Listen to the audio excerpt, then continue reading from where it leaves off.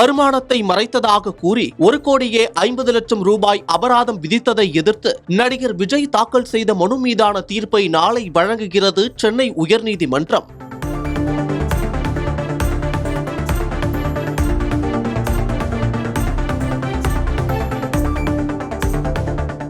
கடந்த 2015-16 நிதியாண்டிற்கான வருமான வரி கணக்கை நடிகர் விஜய் தாக்கல் செய்த போது அந்த ஆண்டிற்கான வருமானமாக 35,42,91,890 ரூபாய் பெற்றதாக குறிப்பிட்டிருந்தார்.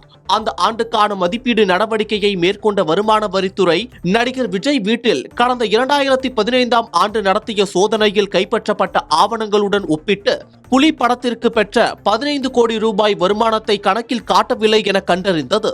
வருமானத்தை மறைத்ததற்கான 1,50,00,000 ரூபாய் அபராதம் விதித்து கடந்த 2022ஆம் ஆண்டு ஜூன் 30ஆம் தேதி வருமான வரித்துறை உத்தரவு பிறப்பித்தது. தனக்கு அபராதம் விதித்து வருமான வரித்துறை பிறப்பித்த உத்தரவை எதிர்த்து நடிகர் விஜய் தரப்பில் சென்னை உயர்நீதிமன்றத்தில் வழக்கு தொடரப்பட்டுள்ளது.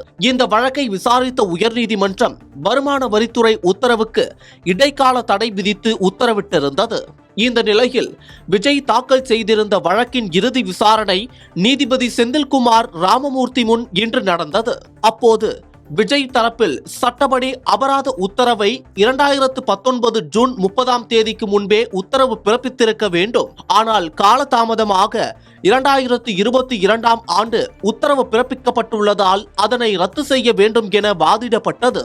வருமான வரி மதிப்பீட்டை எதிர்த்த அப்பீல் முடிந்த பின் 6 மாத கால அவகாசத்திற்குள்ளேயே அபராத உத்தரவு பிறப்பிக்கப்பட்டுள்ளது. வருமான வரி சட்டப்படி நடிகர் விஜய்க்கு அபராதம் விதித்தது சரிதான்.